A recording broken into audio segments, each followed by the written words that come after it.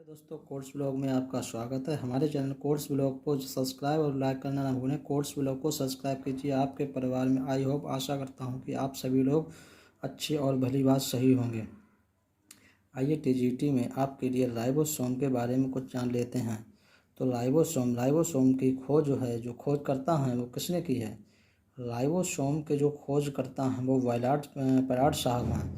इनके जो मुख्य कार्य हैं, राइबोसोम का जो कार्य है वो प्रोटीन का संश्लेषण, प्रोटीन की फैक्ट्री या प्रोटीन का बनना राइबोसोम कहलाता है। इनके जो मुख्य कार्य हैं वो प्रोटीन का संश्लेषण, प्रोटीन की फैक्ट्री या प्रोटीन का बनना राइबोसोम कहलाता है। अमीनो अम्ल श्रृंखला, इनकी जो अमीनो अम्ल श्रृंखला हैं वो गाइस कितनी हैं? 20 हैं। इनकी अमीनो अम्ल की श्रृंखला जो है वो 20 हैं। और mRNA, RNA और tRNA ये 3 भाग होते हैं। mRNA का काम जो होता है वो अमीनो अम्ल की पहचान करता है। tRNA का क्या काम होता है? ये जो है tRNA ये परिवहन का काम करता है।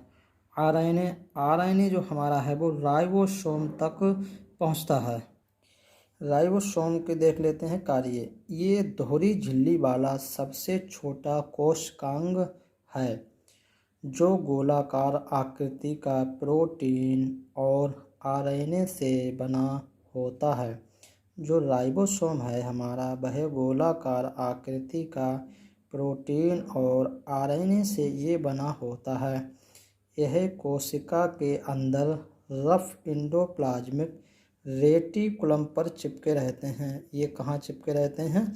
रफ इंडोप्लाज्मिक रेटिकुलम पर चिपके रहते हैं। ये जो राइबोसोम का आप ग्राफ देख रहे हैं तो इसमें इंडोप्लाज्मिक रेटिकुलम और ये राइबोसोम जो चिपके रहते हैं। और ये जो राइबोसोम है ये इस तरीक़ा से इनके जो हैं ये राइबोसोम चिपके रहते हैं। इधर रफ करेगी और इधर स्मूथ करेगी। तो राइबोसोम के प्रकार कितने होते हैं बेटा? 2 प्रकार होते हैं। राइबोसोम 80S, राइबोसोम 70S, इनके 2 प्रकार हैं। कार्य: ये प्रोटीन संश्लेषण क्रिया में भाग लेता है, इसलिए इसे प्रोटीन की फैक्ट्री कहा जाता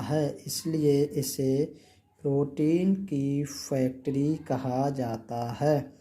प्रोटीन संश्लेषण की क्रिया RNA और DNA के सहयोग से संपन्न होती है। प्रोटीन संश्लेषण में अमीनो अम्ल भाग लेते हैं। यानी कि प्रोटीन जो संश्लेषण में अमीनो अम्ल क्या हैं? भाग लेते हैं। राइबोसोम के अध्ययन करने वाले यंत्र को अल्ट्रासेंट्रीफ्यूज कहते हैं। इसे कोशिका के अंदर कोशिकांग का सबसे छोटा भाग माना जाता है।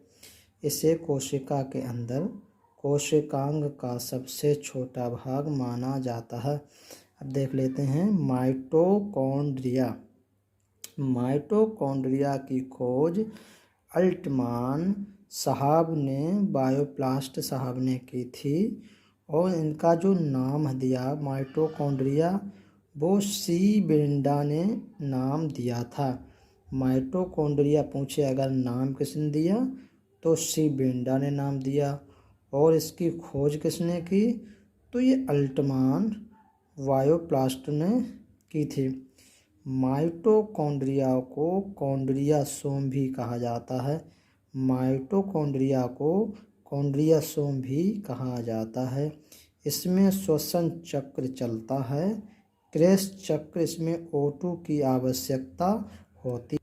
इसमें खाद्य पदार्थ, कार्बोहाइड्रेट, वसा, प्रोटीन, खाद्य पदार्थों का ऑक्सीकरण माइटोकॉन्ड्रिया में होता है। ऑक्सीकरण के बाद ATP का निर्माण होता है। इसमें 38 ATP बनते हैं जैसे ग्लूकोज। ATP की full form adenosine triphosphate. ATP बनने के बाद जल का भी निर्माण होता है, इसलिए इसे पावर हाउस कहते हैं। इसे ही कोशिका का ऊर्जा हाउस भी कहते हैं। यानी कि क्वेश्चन में जब आता है तो इस तरीके से आता है कि पावर हाउस या ऊर्जा हाउस अगर पूछता है तो आप माइटोकॉन्ड्रिया ही लगा के आएंगे। नेक्स्ट देख लेते हैं। इसमें विभाजन पाया जाता है। इसमें मूल प्रजातियों की जांच की जाती है। माइटोकॉन्ड्रिया में डीएनए पाया जाता है। माइटोकॉन्ड्रिया में क्या है? डीएनए पाया जाता है। और इसकी जो उंगली नुमा संरचना होती है, माइटोकॉन्ड्रिया संरचना कैसी होती है? उंगली नुमा, और इसे क्रिस्टी कहा जाता है। ये क्या है? कोशिका का पावर हाउस है। हरित लवक अर्थ से एटीपी बनते हैं। वसा, प्रोटीन, खनिज, ये इसी